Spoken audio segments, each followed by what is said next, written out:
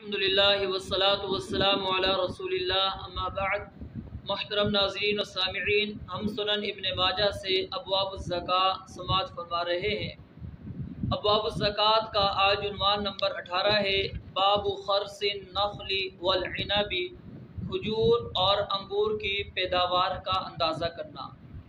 اس عنوان کو پڑھنے سے قبل ہم نے جو پچھلا عنوان پڑھا تھا غلے اور پھلوں کی زکوٰۃ کے بارے میں، اس کے اندر آپ نے یہ اصول پڑھا تھا کہ جو کھیتیاں بارش اور چشموں سے سیراب ہوں اس میں رسول مکرم صلی اللہ علیہ وآلہ وسلم نے 10واں حصہ زکوٰۃ مقرر کیا تھا، اور جسے پانی کھینچ کر لگایا جائے گا اس کے اندر رسول مکرم صلی اللہ علیہ وآلہ وسلم نے 20واں حصہ آپ علیہ السلام نے زکوٰۃ مقرر کی تھی۔ تو زکوٰۃ کی مقدار یہی رہے گی، لیکن جو پھل وغیرہ ہوتے ہیں، کھجور ہو گئی، انگور ہو گئی، اس کا اندازہ لگایا جاتا ہے کہ تقریباً یہ کتنا پھل اس کے اوپر موجود ہے، تو اس کے مطابق زکوٰۃ ادا کی جاتی ہے۔ آئیے ہم حدیث پڑھتے ہیں۔ حدیث نمبر 1819، سیدنا عتاب بن اسید رضی اللہ تعالیٰ عنہ سے روایت ہے کہ نبی علیہ السلام لوگوں کے پاس آدمی بھیجتے تھے تو وہ ان کے انگوروں اور پھلوں کی مقدار کا اندازہ لگاتا تھا، یعنی آپ علیہ السلام عاملین کو بھیجتے تھے، وہ جا کر اندازہ لگاتے تھے اور اس کے مطابق پھر ان سے زکوٰۃ وصول کی جاتی تھی۔ یہ روایت سند کے اعتبار سے ضعیف ہے۔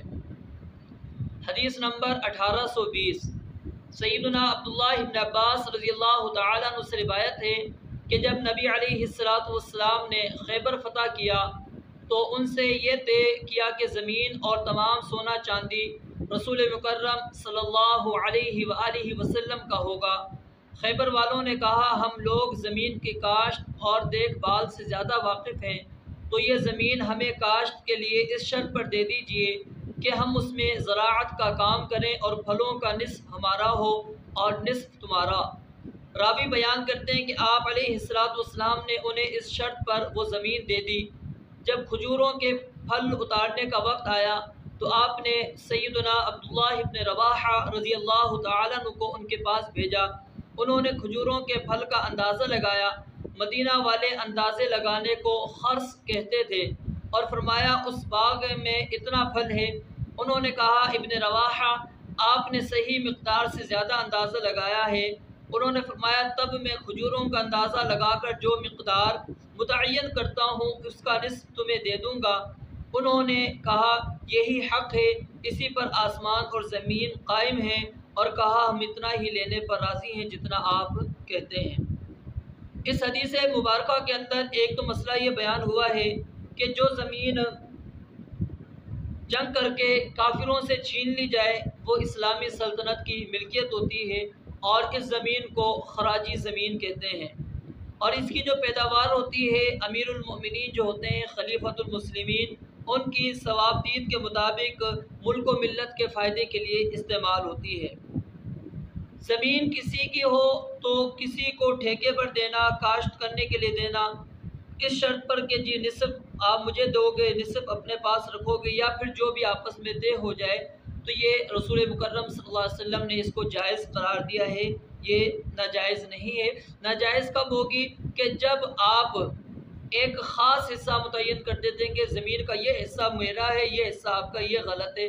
پیداوار کا حصہ اگر متعین کرتے ہیں اور دونوں کی رضامندی ہو جائے، اس میں رسول مکرم صلی اللہ علیہ وسلم نے اجازت دی ہے۔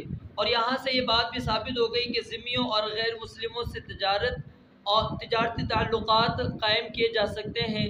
اس کے اندر شرط یہ ہے کہ اسلامی قوانین کی خلاف ورزی نہ ہو۔ تو یہاں پر سیدنا عبداللہ ابن رواحہ رضی اللہ تعالیٰ عنہ نے جو اندازہ لگایا تھا وہ دیانتداری پر مبنی تھا، لیکن وہ یہودی چاہتے تھے کہ آپ جو ہے اندازے کے اندر کچھ کمی بیشی کر لیں اور ہم سے رشوت کے طور پر لے لیں، لیکن عبداللہ بن رواحہ رضی اللہ تعالیٰ عنہ نے کہا کہ نہیں، میں وہی اسی پر قائم ہوں جو میں نے اندازہ لگایا ہے، اور یہی میرا اندازہ درست ہے۔ تو اس حدیث سے یہ بات ثابت ہو گئی کہ جو کھجور ہوتی ہے اور انگور ہوتے ہیں ان کا اندازہ لگا کر پھر اس کی زکوٰۃ ادا کی جاتی ہے۔ اور اندازہ لگانے کا وجہ کیا ہوتی ہے کہ جو پھل خشک ہونے سے پہلے تازہ استعمال کیا جاتا ہے اس کے بارے میں اندازے کا تعین ہو سکے کہ کتنا یہ پھل ہے۔ پھر اگر آپ نے خشک کرنا ہے تو پھر اس کے مطابق وہ زکوٰۃ ادا کی جائے۔ اللہ رب العالمین سے دعا ہے رب العالمین سمجھنے اور عمل کرنے کی توفیق عطا فرمائے۔ وآخر دعوانا ان الحمد للہ رب العالمین۔